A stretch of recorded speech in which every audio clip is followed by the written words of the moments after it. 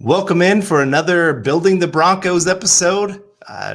Great to have everybody in for another Broncos country time together. I'm your host, Carl Dumler, and of course, I have my good friend, Mr. Nick Kendell, after his time hunting down some mushrooms earlier this week. Good to have you, Nick. How you doing, buddy? You know, I have first time actually having morel mushrooms, found a bunch, fried them up myself, made a mess of the clean kitchen, so my wife didn't appreciate that so much. And unfortunately got some poison ivy in the face here, down here. But, it was a small price to pay for those tasty morsels. Morels, I think they go for like $25 a pound. And stumbled across some. I'm like, wow, these are good stuff. So they were really tasty. Just finished them up today. So there you go. Small price to pay for a little bit itchiness. And today's podcast is brought to you by hydrocortisone, which is saving my life. Well, glad you have that, man. Wouldn't want you in pain through our time of talking Bronco football, as we got a good subject coming up today. We're going to be talking about the strength of schedule, but more so based on maybe Vegas's projections rather than last year's records, because last year's records really haven't proven to be great indicators from one year to the next. I mean, look at the 49ers. Yes. Going from having the number 2 pick to the Super Bowl. Yep. So, welcome in, everyone. Make sure you're following us on Twitter. You can find me at Carl Dumler MHH, Nick at Nick Kendell MHH, and the podcast Twitter account at BTB Football Pod. Make sure you subscribe to our show wherever you listen to podcasts. And also head on over to milehighhuddle.com. Nick has an article on this very subject, so make sure you're heading over there to read it. It's part of the Maven Coalition and Sports Illustrated. And also know that our podcast is powered by Overtime Media. Well, Nick, you're the one that wrote the article. So how about you kind of explain to our listeners why this matters and what it really means for the Broncos? Yeah.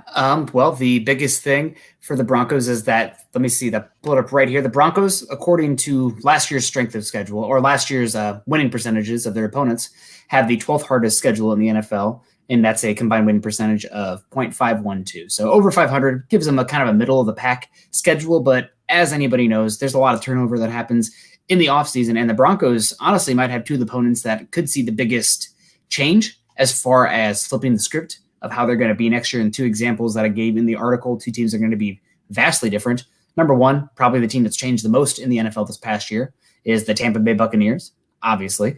You have Bruce Arians entering his second year as the head coach. They have a very good young nucleus on offense. I mean, Mike Evans, O.J. Howard, Chris Godwin, Cameron Brate. But now they add Rob Gronkowski and a guy named Tom Brady, who's probably the 4th best quarterback I've ever seen play. And I'm just going to flame all the Tom Brady fanboys out there. Peyton Manning's my GOAT. Sorry, guys. But so that team has changed a lot. Last year they went 7-9. Just as the Broncos did. And guess what? They're projected as the 5th best team next year, 5th best in terms of Super Bowl odds, according to Vegas.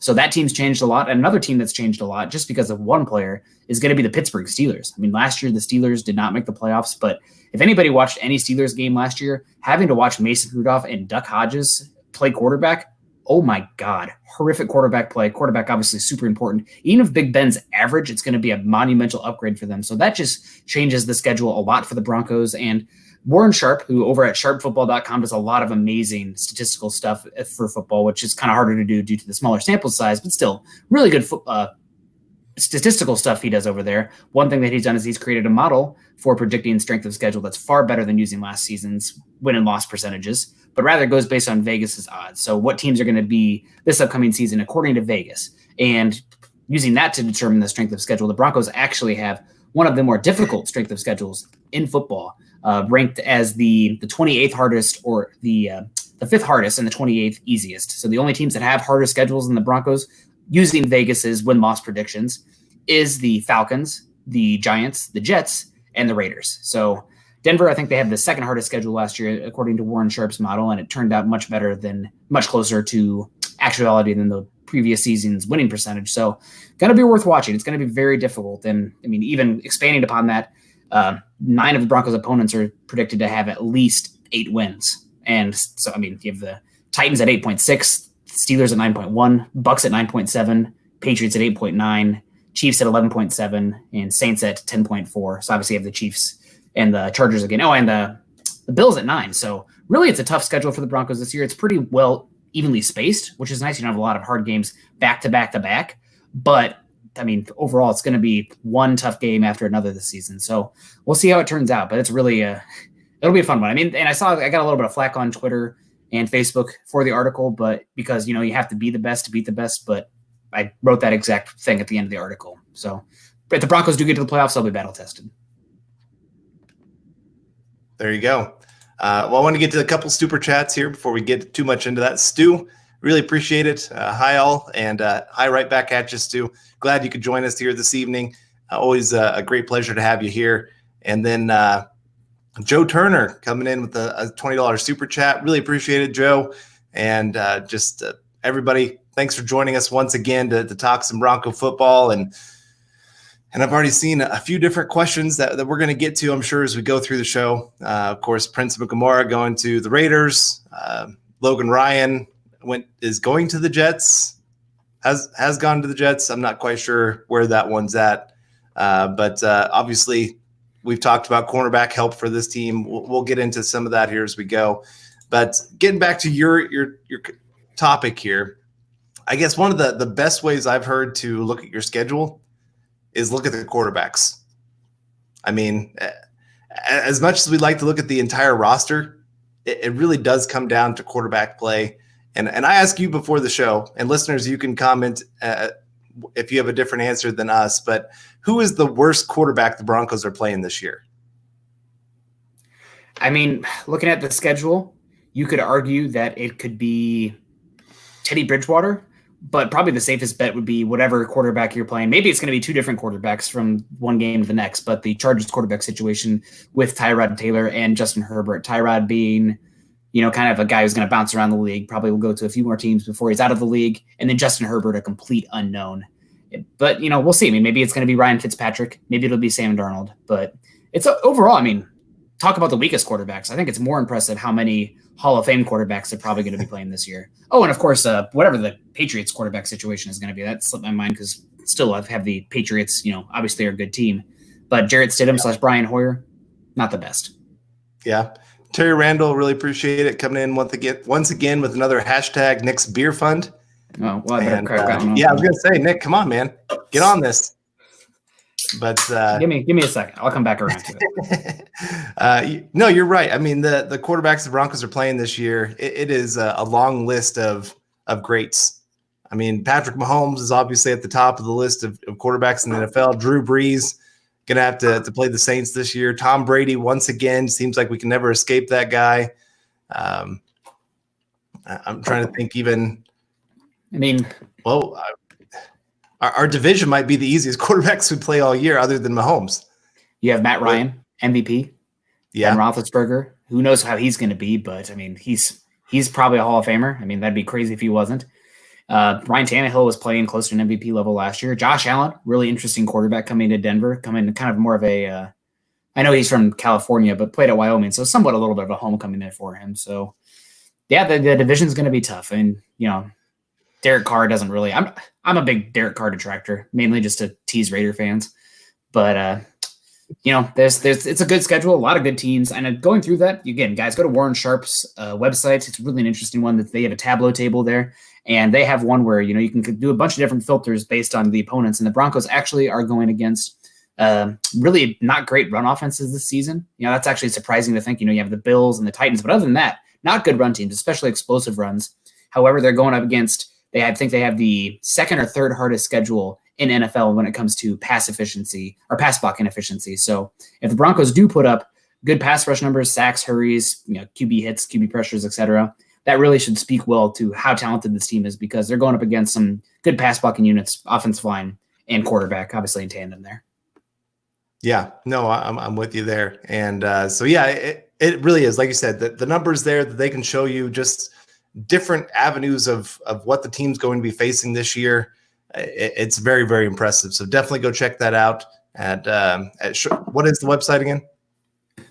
It is sharpfootballstats.com. So they have a bunch of really unique stats. I mean, from personnel formations to explosive offensive plays. I mean, you just mess around with the different tables and stuff, and you can put in different sliders. It's a really unique one. You can go down a wormhole and be messing with that for hours.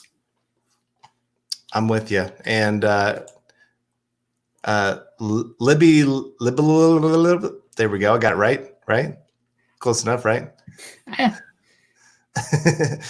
With that schedule, we'll find out this season if Locke is the future or not. Hard to disagree. I mean, it seems like the teams that are lacking a quarterback have a great defense. I mean, the Chargers, they might have the best. They might have the best defense in football. Yep. And I'm thinking that the Steelers, obviously, they had I think the number 3 ranked defense last year, according to DVOA. Right. Nad Ludlow, thank you for the super chat. Really appreciate it. So again, it's going to be not the cakewalk you would hope for.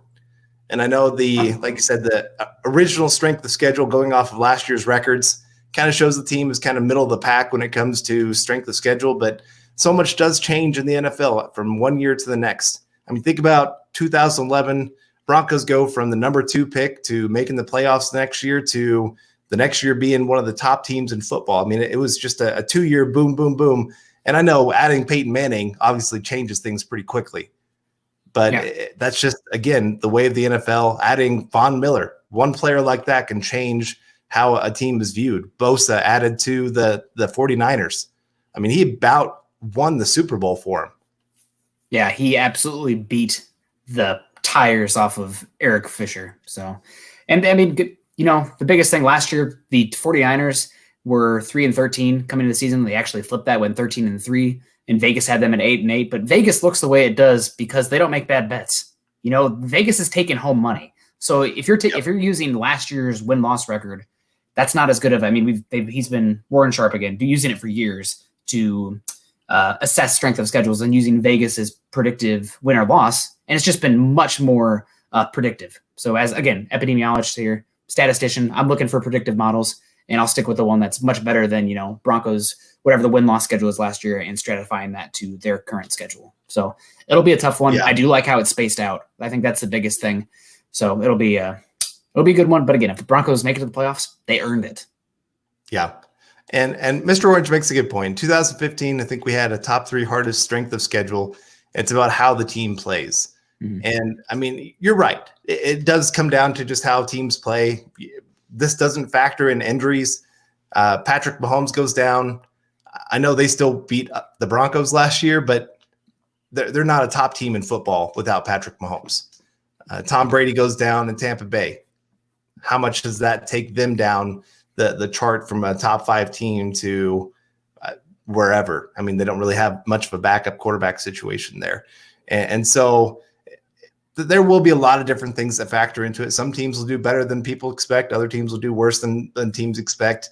Just kind of how the NFL goes. And I mean, I do expect the Broncos to have a better season, but I'm not sure how much that's going to change their record.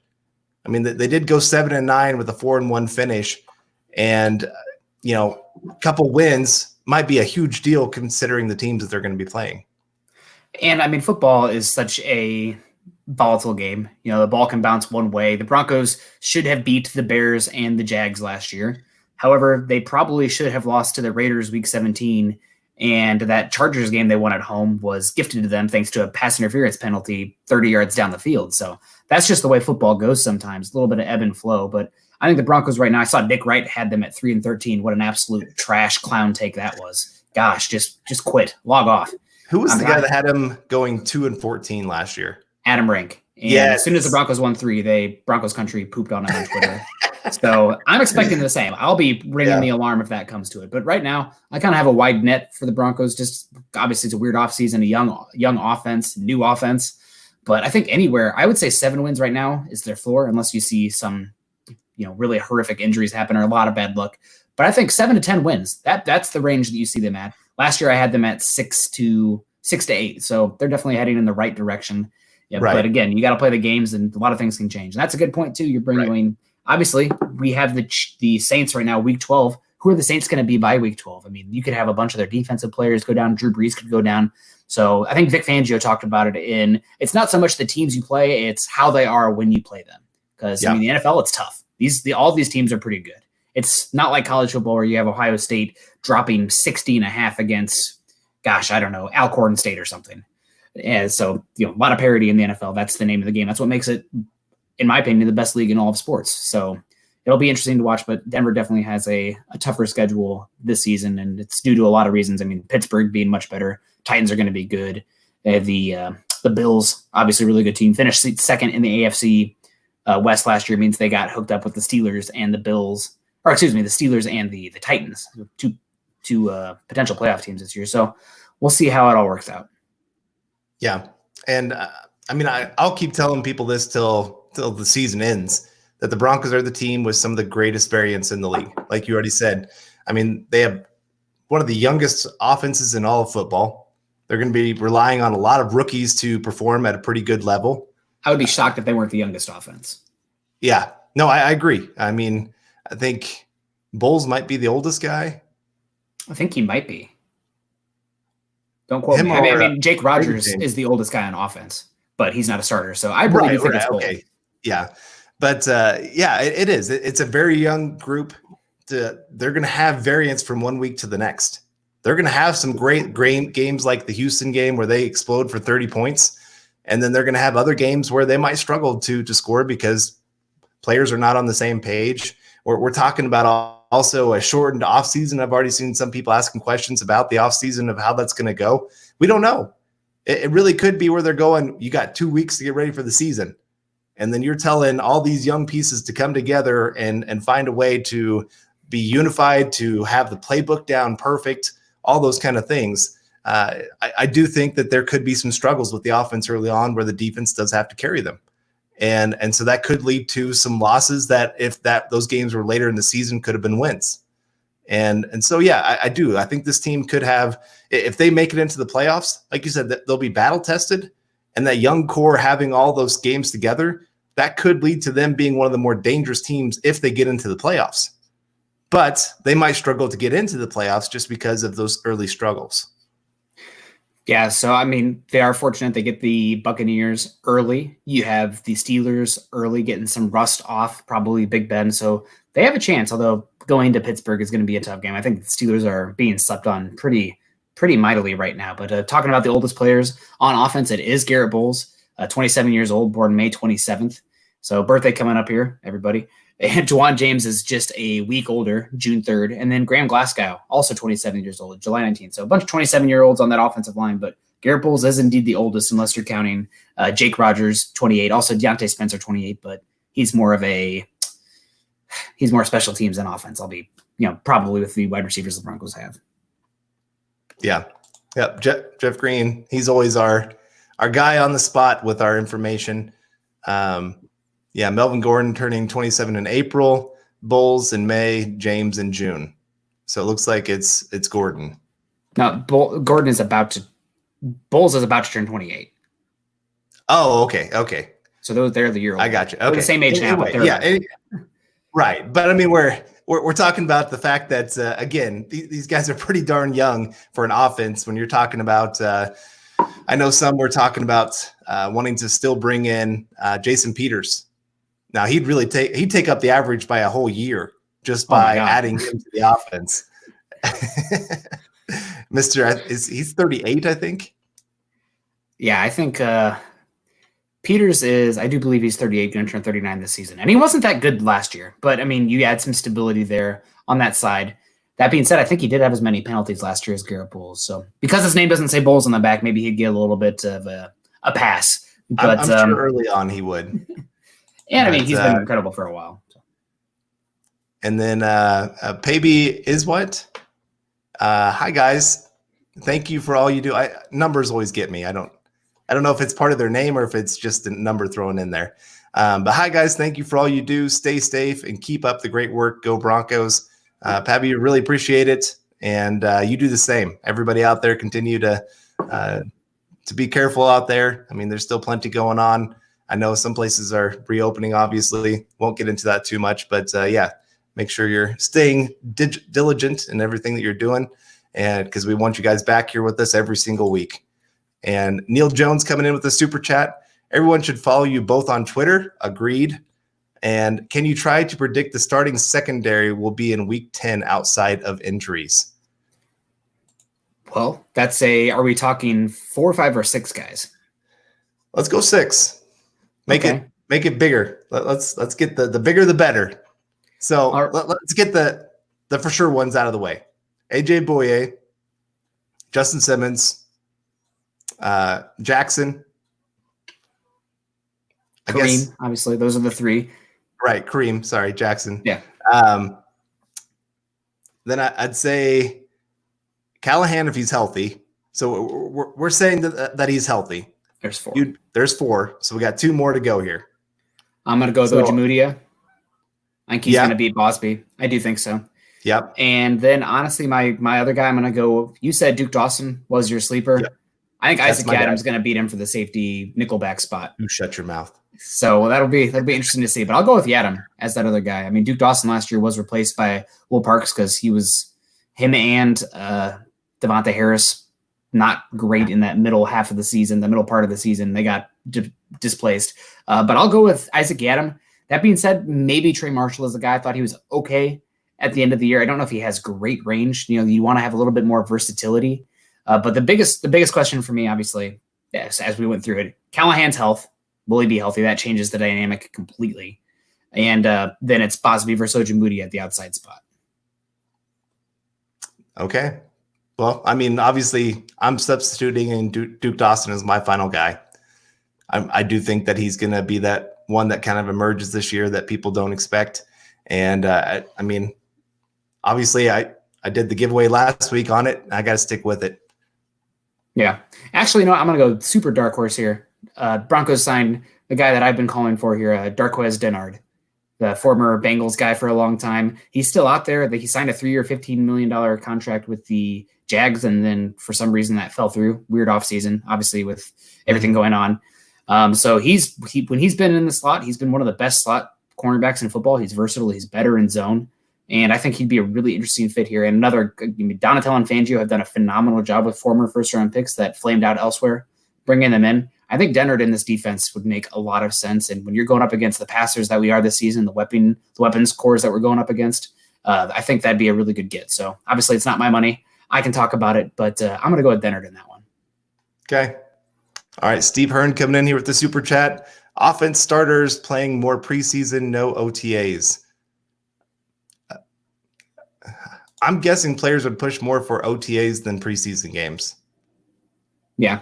Maybe they'll have a couple of those combined scrimmages or something. I mean, everything's weird, but yeah. And that might make the beginning of the season really funky as well. So we'll have to take everything with a grain of salt just based on the information we get as we go. I mean, right now, let's just hope. I don't even care if it's a weird offseason or slow to starter or anything. Please, let's have football. Ooh, we got another dark horse here. Eli Apple from James Campbell. Yeah, he's another former first-round reclamation project.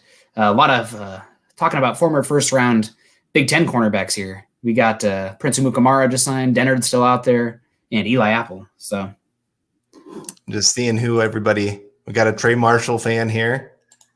We got a Bosby fan. It'll be interesting. I mean, there's Pro Football Focus did a study this past season. Is what is the most important thing on defense? Is it star players or is it the depth of your defensive players? Sean Wade in a supplemental draft. Now this person's stalking me on Twitter for sure. Oh, Bill. Coming in with the good stuff. Yeah, so that would be interesting for sure. Apple is interesting. Obviously, he bailed on the Raiders as well. So maybe we can have the who was it? Emmanuel Sanders jettisoned. He was going to go to the Chiefs. Oh, Peyton Manning wants to play with me? Screw the Chiefs. I'm going to Denver. Vic Fangio wants me? Screw the Raiders. Right. Or I can play behind Jarrell Casey, Von Miller, and Bradley Chubb with Justin Simmons and Kareem Jackson behind me.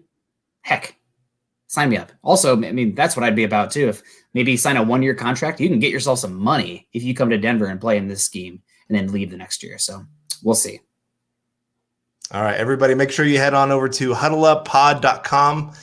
We have a Building the Broncos hat there. Bought a few myself. Sorry, I'm not wearing mine yet. I haven't checked the mail the last couple days, so it could be in. I need to get down to that. So I'm hoping by next week I will be wearing the hat so you guys can all see what it looks like, and I can get my one sent off to I'm trying to remember Mr. New York. I can't remember what his name was off the top of my head, but appreciate you all being a part of that last week. And again, make sure you're heading over there. And we got all of our super chats from last week. I appreciate all of you being a part of this. And yeah, make sure you're getting your questions in here. We'll start getting to some questions. This is kind of a good one. I am Supreme 22. What happens if the play calling hampers Drew Lock? Then he's not the guy. I mean, it's hard to say. That's such a abstract thing. I need to see the play and everything going on. I mean, it's possible we have a Baker Mayfield effect where I'm not going to say that's going to happen, but like if the tackles are super bad and the play calling's scheme is uninspired, then maybe Drew Lock looks poor. I mean, it's possible that, if James is hurt and Wilkinson plays like he did last year and Bowles plays like he did beginning half of last year, that could hamper the offense. It's also a chance that the wide receivers being super young takes a year or two. I mean, we saw Cortland Sutton his rookie year, early second round pick, pretty good, except the Fant jet sweep. You know what? I saw you mentioned, bring that person back up. Who was that? This one? No. Beagle, Charlie Beagle. I saw him mention, Hy-Vee earlier. Shout out to Hy-Vee. So that's used to work there back in the day. Maybe he's an Iowa guy as well. But yeah, no, that's the biggest thing. And maybe potentially the tackles situation will hurt the Broncos. I mean, that's a possibility. I do think that with Drew Lock being, from what I saw on tape at Missouri, better at handling edge pressure than interior pressure, Broncos solidifying the interior offensive line, obviously Cushenberry, Reisner, Glasgow, instead of the tackles. Maybe that's something that's not as big of an issue, but we'll see with Schirmer. I mean, we had, who did we have on from Big Blue View, Carl? Do you remember the name? We interviewed him when Schirmer first came over. Yeah, I can't remember. Okay, well, he covers the Giants, and he said that Schirmer, one of the things that drove a lot of fans mad and really scared them offensive schematically is that they left the tackles on island early and often. So if that's the case for the Broncos last year, down the stretch especially, we saw Scangarello do a lot to protect the tackles because, honestly, they needed it. And really also handcuffed Lock because of that. I mean, they are playing super conservative offensively, schematically, except the Texans game for God knows what reason. That's a big reason Scangarello is probably gone, that he, babied it too much, but that's a concern. So it is a possibility the tackles will implode this season. I mean, it is a possibility we'll know it when we see it, but that's the biggest concern outside of the play calling. Or if Drew Lock's not there. It's hard to imagine. I mean, I don't want to dog on Scangarello too much, but there were a lot of issues last year. I mean, he just, and I agree, they're Buwana Beast. It is the best of them all. But no, Scangarello, the first quarter, when he could script things out and he could imagine a game, he was great.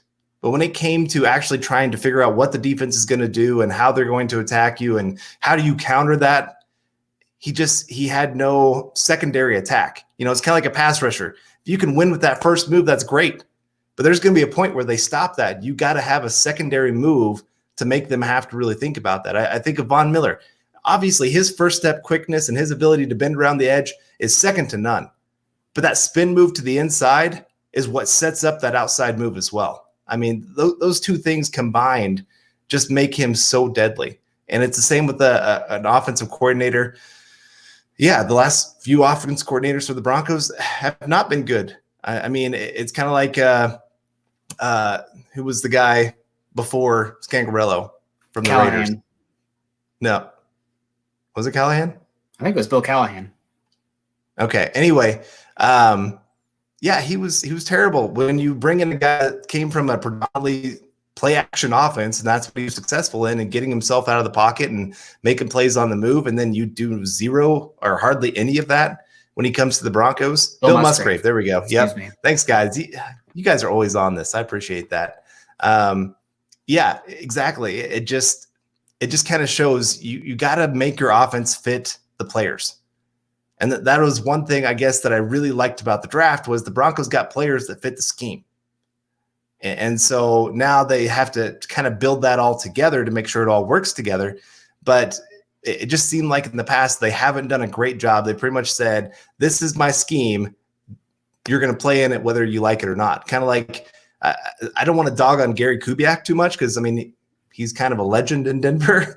But at the same time, I was not very impressed with his work with Peyton Manning.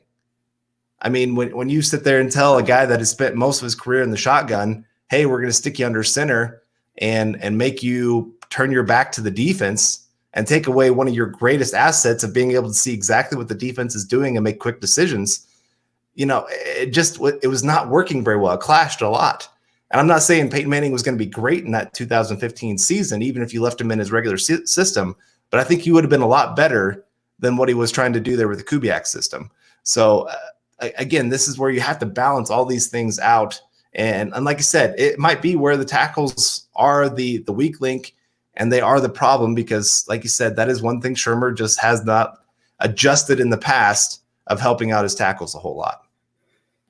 And we talked about it multiple podcasts since the draft has happened. Broncos had issues at wide receiver. They probably needed two guys, especially offensive speed. They have questions in the back seven, linebacker speed, cornerback talent. They had questions at tackle. You weren't going to fix every single thing in one draft. That's how it is. That's why the Broncos have not gone above 500 3 seasons in a row. So they fixed the wide receiver speed. We have a couple dice rolls in as far as the back seven goes, linebacker and cornerback. Tackle's still a concern. Guess what? Top of the priority list for next year. If Bowles is great and so good that you have to tag him, fantastic. Again, we talked about this. Something we talked about last week. That's a good problem to have. Yeah. But if not, you're going back to the drawing board and pretty much for offensive tackle. Not the case with Mike Munchak, but pretty much historically for offensive tackle. If you don't get a guy in the first round, you're probably not getting a guy. Yeah, and I wanted to talk about this real quick. It's not that I didn't like Scangarello in certain aspects. He had certain strengths. He was very good, like I said, at scheming early in the game. But there were other things that I didn't like. He got very conservative, especially in the second half of games. I think about that Minnesota game where the Broncos are up big, and all of a sudden they give Minnesota that chance to really come back. There's a few other games. I mean, and it was easy to see some of the other coaches, Vic Fangio, were not exactly happy with how conservative he was getting. And so going and getting a coach like Pat Schirmer, who is willing to take some chances, you're kind of going in the opposite direction in some ways. Yeah. Well, I mean, in today's NFL, Vic Fangio will talk about it. Elliott will talk about it. You got to score points.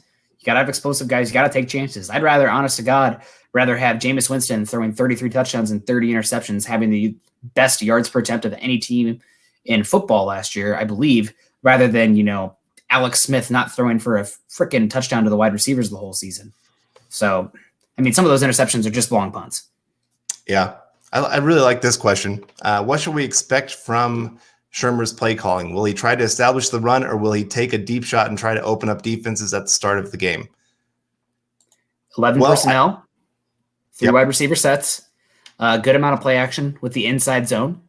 That's been a big thing for him. I think we'll see a good amount of counters and duo blocks as well. I mean, that's something we saw last year with Mike Munchak that pairs, I think, better with Mike Munchak.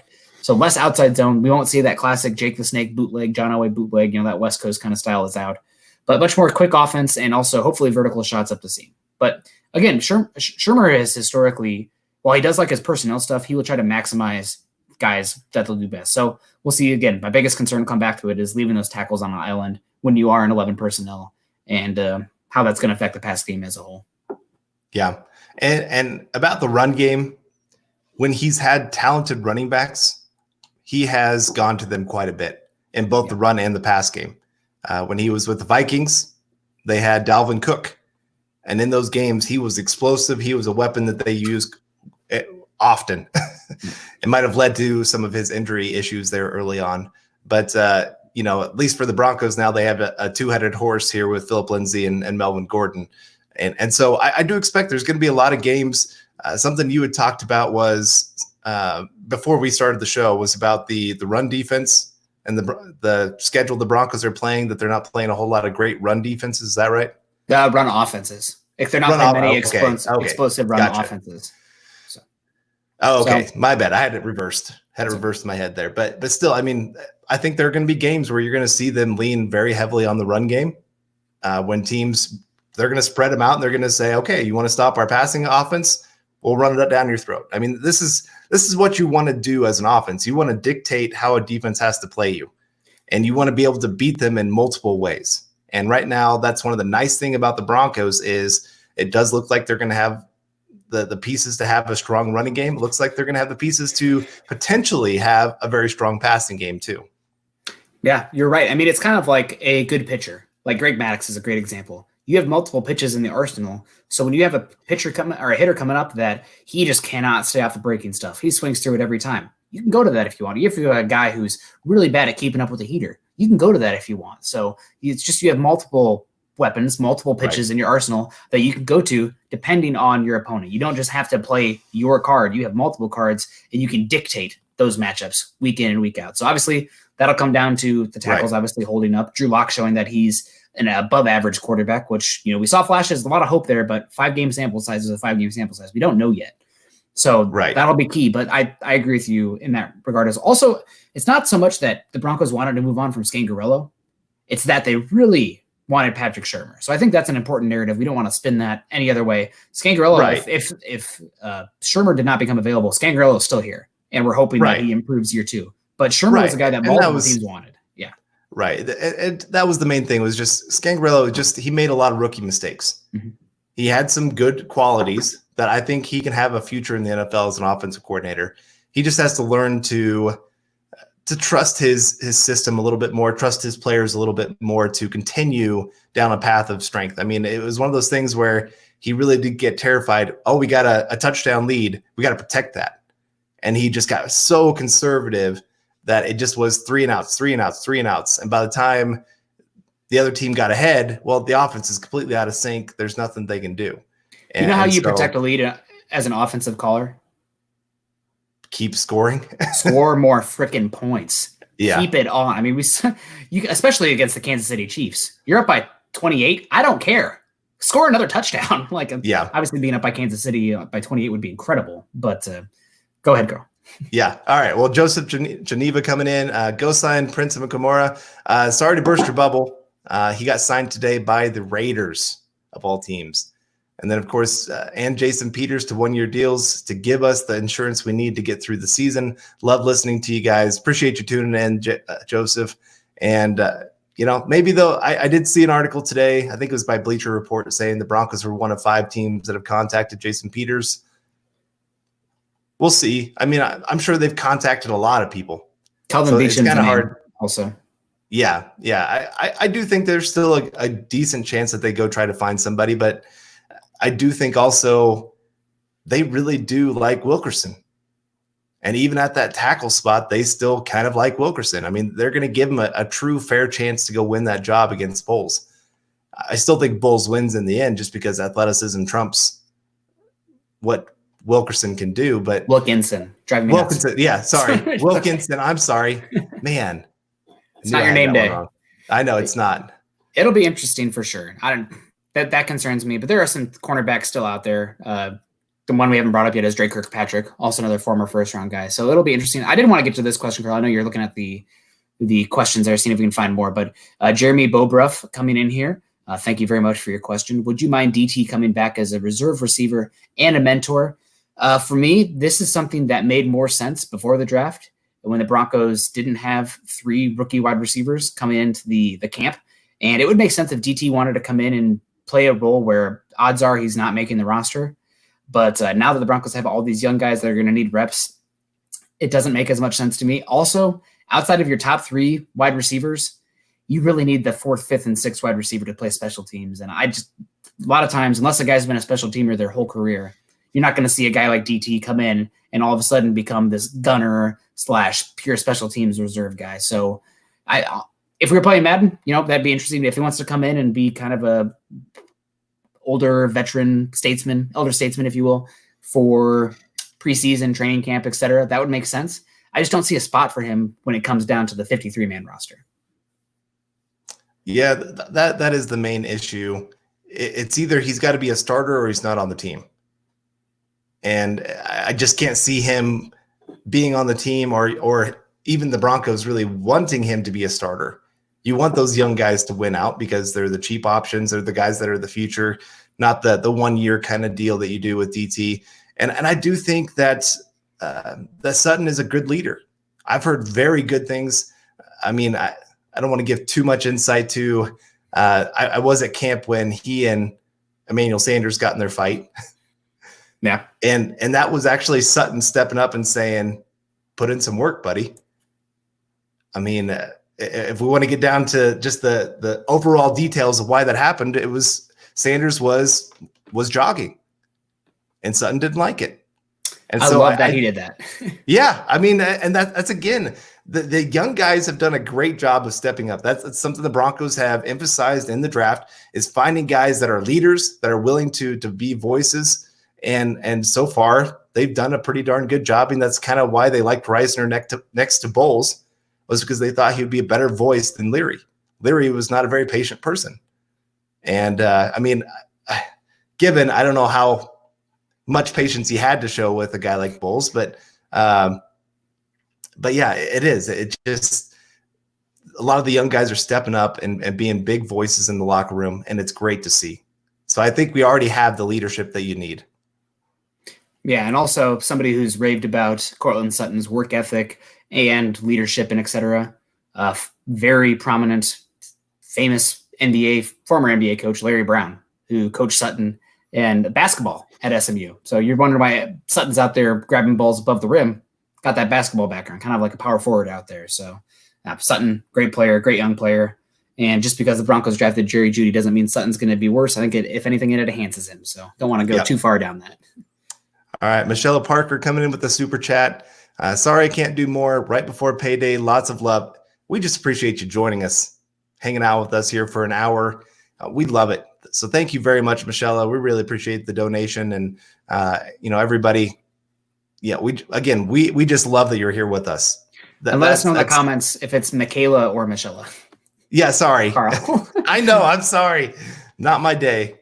I have been talking to my daughter all day, and so my tongue is not working like it should be today. But Michaela, there we go. I don't. She'll let us know. Yeah, you'll let us know. But I really appreciate it. Gary Palmer. See, I got that one right. You guys are great. Good stuff. Really appreciate it, Gary. And appreciate everybody joining us here. But Sutton, he's definitely becoming one of my favorites there with the Broncos. And I wanted to get to this one by Mr. Orange real quick. And I just finished the Watchmen yesterday with the wife, so I recognize this Mr. Orange now. Was not aware of Dr. Manhattan now. Now I'm in. Very good season. It was fun. But KJ Hamler is 15 yards down the field in a blink of an eye. That will help out the offensive line. Good point. The run game. Good point. And more. Good point. Spencer isn't just a special teams guy. He's a backup wide receiver for Hamler, probably.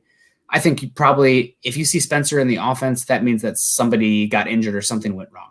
And you'll see some snaps, but there's plays last year where they really tried to get him involved in the middle of the schedule, that Browns game, the Vikings game, et cetera, and it just didn't click. I know he's fast, but just as a receiver, it didn't click. So we'll see. Obviously, things can change. He is really fast, and that is valuable. That'll give him a leg up.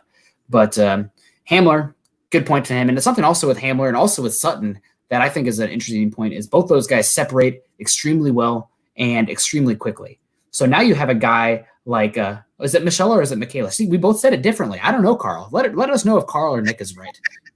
Actually, let us know if Nick is right. If Carl is right, just forget it because, that doesn't matter. You have Sutton and Noah Fant, who are much more of the slower developing guys, the home run hitters, and Hamler, who can be a home run hitter too. But Hamler and Jeudy get open so quick that you just have different ways that you can win now and unzip defenses. I don't know if I get a little too dirty there, but that really is helpful for the offense.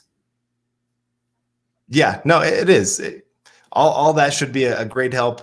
But again, it still comes down to if those tackles get beat right away, speed sometimes just doesn't matter. I mean, they could be open down the field and lock somebody in his face. So, I mean, it's all together. Synergistic. Everything is connected. Yeah, exactly. And Charlie coming in here. It's Michaela. Okay. Man.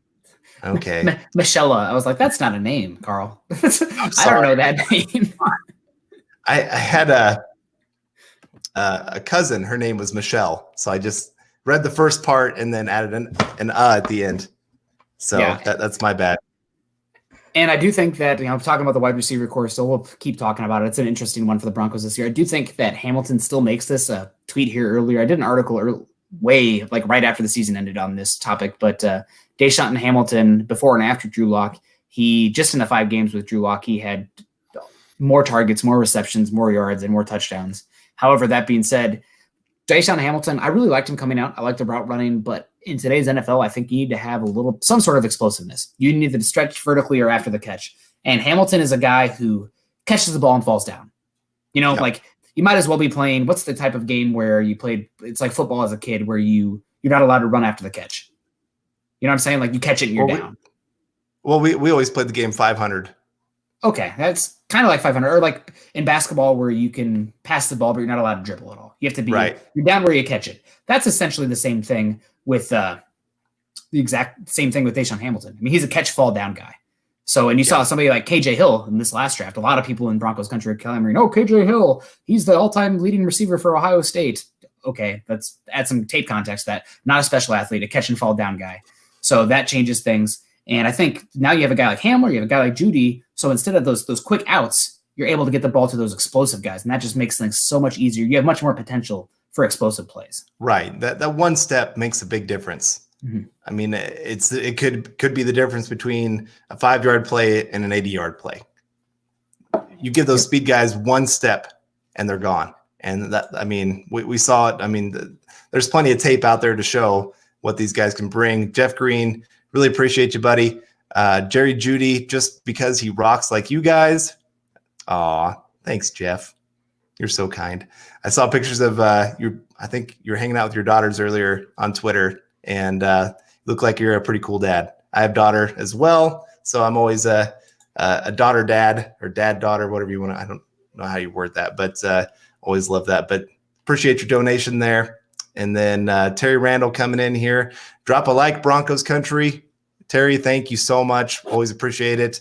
And of course, that always helps us get our episode more out there into YouTube and all of the other places when you guys can do some of that. So we really appreciate it. And man, I hate seeing this. Nick is right. So sorry about that, Michaela. This forum, this platform is the only time I'm right, because typically it's the wife. And she says, "What's rule number 1, Nick?"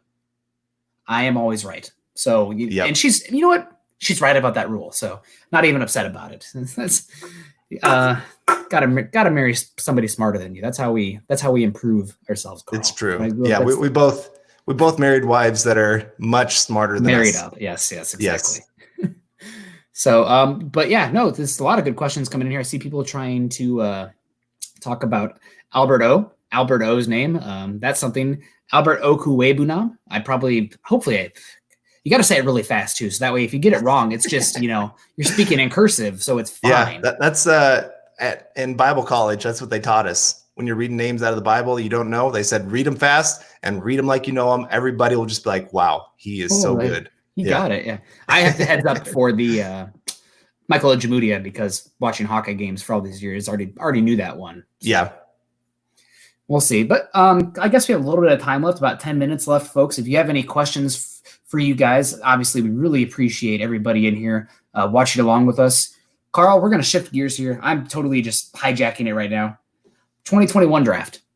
We'll reach the last 10 minutes. Everybody's going to bail on us now. But 2021 draft, not asking any specifics, but just looking at how this team is built. What would you say are the Broncos' 3 biggest needs for a long-term perspective heading into the 2021 draft, or 2021 offseason in general? So you got offensive tackle and cornerback are the 2 biggest. I mean, the blaring red lights are going. Mm-hmm. I would say the third one is the one that's up for debate.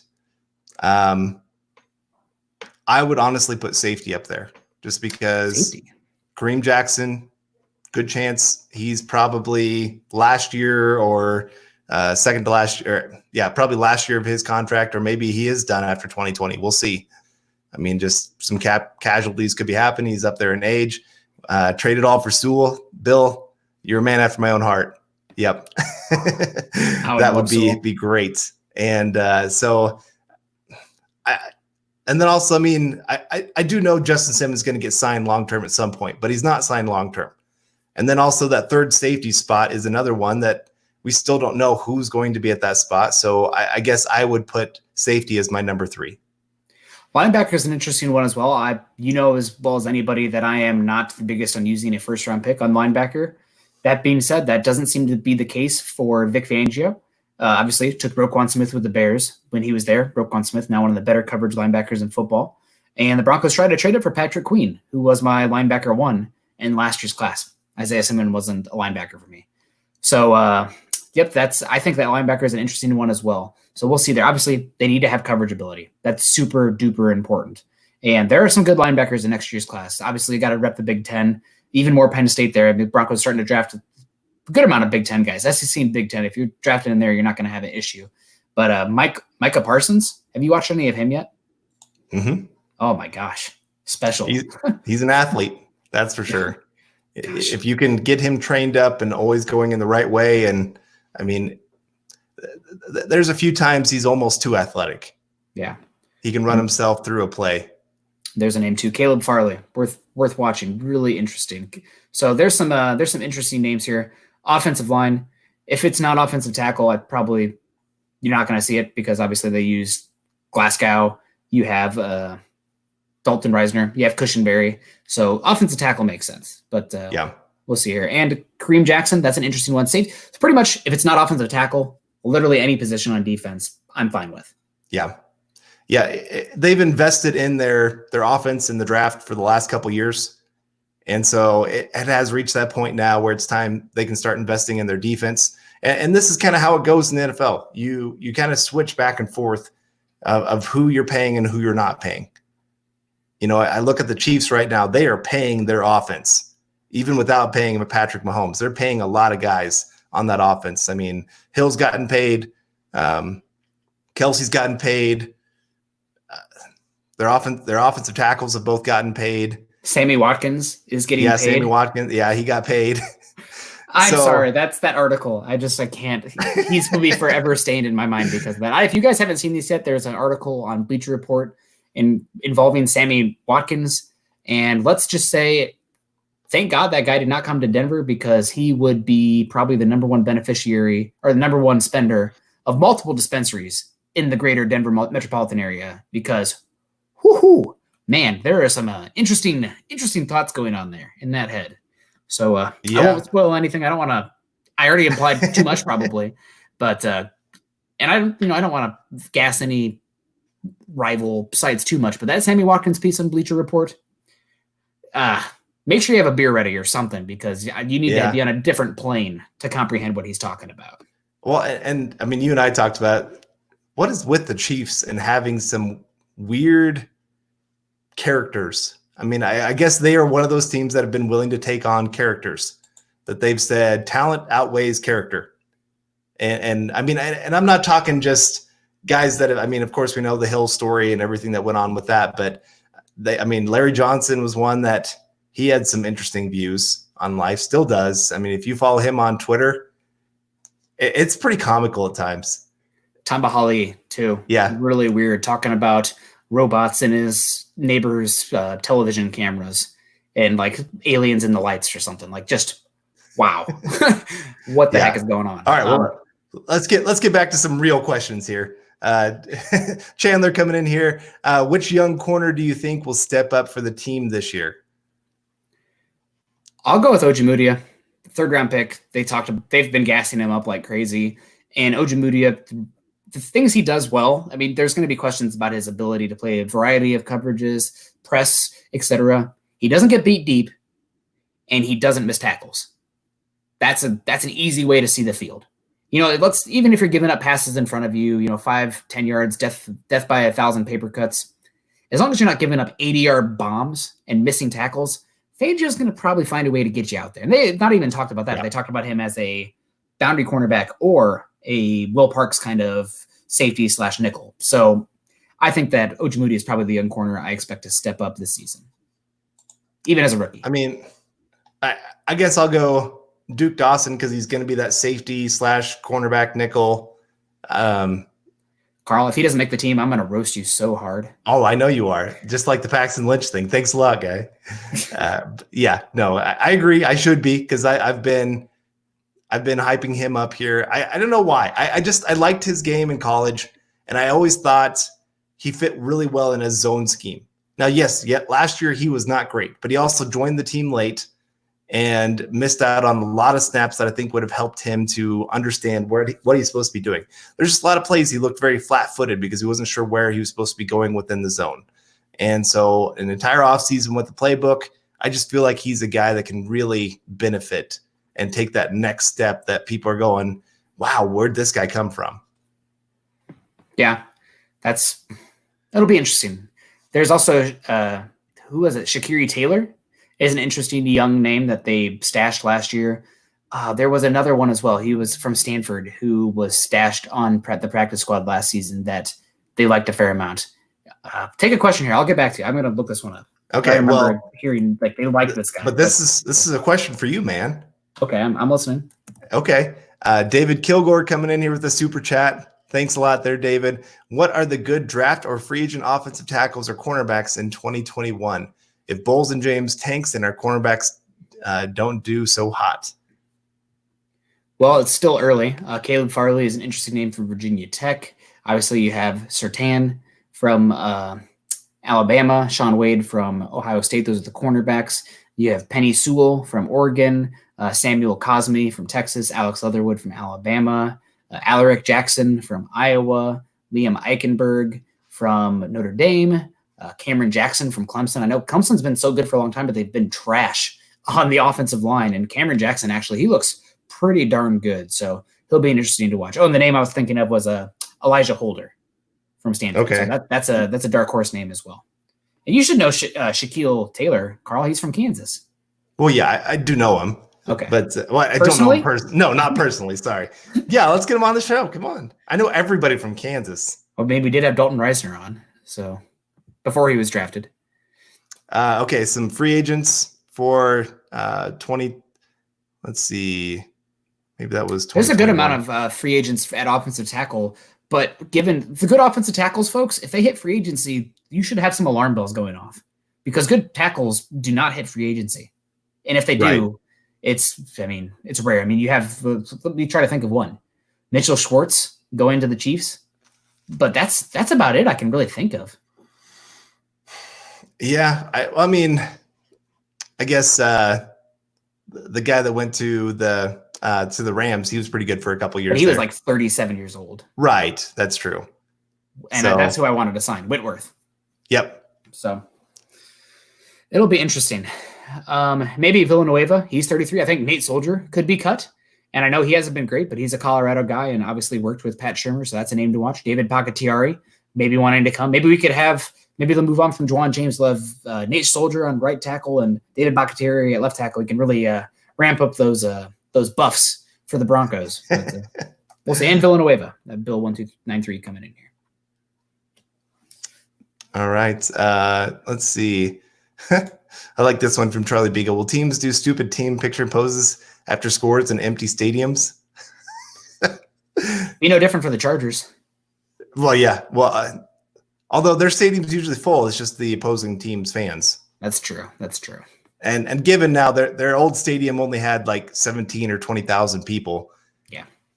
I'm interested to see how many tickets they can actually sell on when they have an actual NFL stadium, 70, 80,000.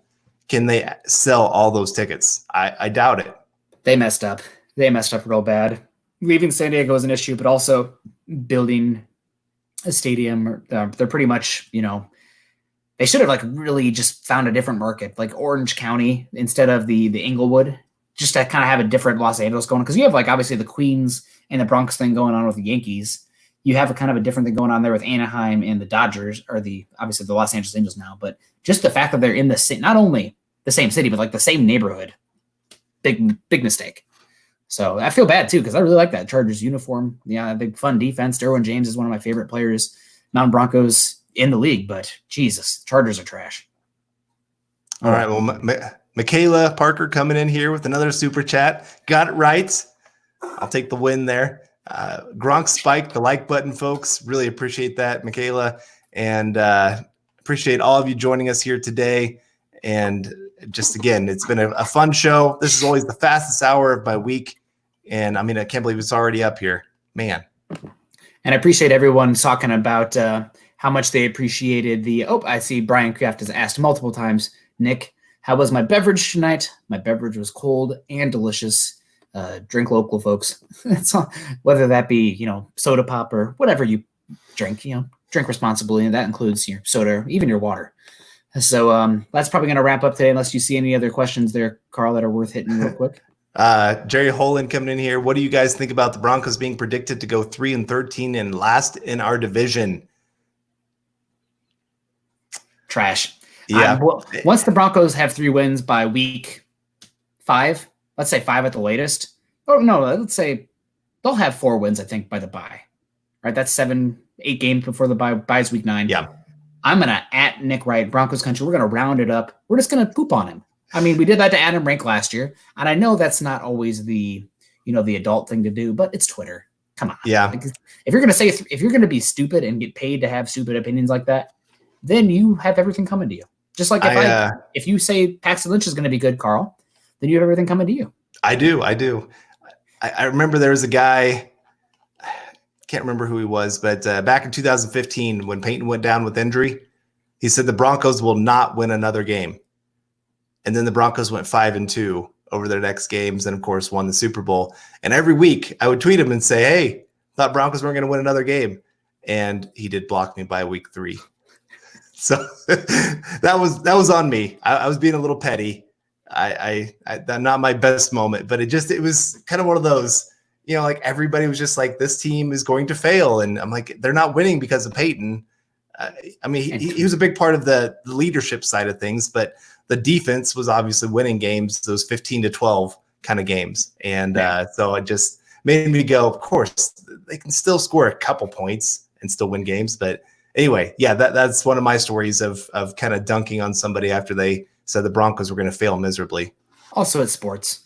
It's in good fun. If you take it too seriously, then there's another issue to talk about. Granted, we're here talking football a lot. Maybe we do take it too seriously, but gosh darn, I love it. I wouldn't spend my time any other way. Guys, we're going to get on out of here. You can find Carl on Twitter at Carl Dumler MHH. You can find myself at Nick Kendell MHH. Going over to milehighhuddle.com, an affiliate of the Maven Coalition and Sports Illustrated. Go to iTunes and leave us a 5-star rating and a comment. We check those periodically, so we really do appreciate those comments, and your support can help us continue to bring you our Denver Bronco deep dives. You can follow the Building the Broncos podcast and all our other great audio content, Dove Valley Deep Divers, obviously the Huddle Up podcast, all on there on the Huddle Up, wherever you find these podcasts, Spotify, etc. You can follow us on Twitter at Mile High Huddle and at BTB Football Pod. Carl, anything you want to talk about real quickly before we get on out of here? Any other things getting in here? Well, just wanted to say thank you, David, for another super chat coming in here last second. Appreciate all of you guys joining us today once again. It's been a great episode. You even gave Nick a 2021 draft conversation. And there's even times in our Facebook chat that we say, Nick, not yet. So I'm sure he really appreciated that tonight. And I'm just excited for hopefully we'll get some football news coming up and what they're going to be doing. And we'll make sure you're tuning into Mile High Huddle because we're going to have it all for you. Yeah, absolutely. And I see some people talking about 3-13. Here's James Campbell with the thing. 3-13 may not be enough for Lawrence, but that might get you a Trey Lance or Justin Fields. So we'll cross that bridge when we get there. Broncos aren't going 3-13.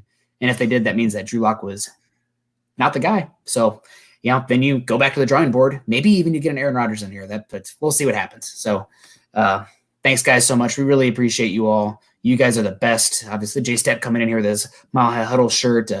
Buana Beast, Bill 129, James Campbell, Charlie's Beagle, Jay Bass coming in, Jerry Holden. Heck yeah, Nick. Love you guys. Thank you so much. We'll see you same time, same place next week. Until then, go Broncos.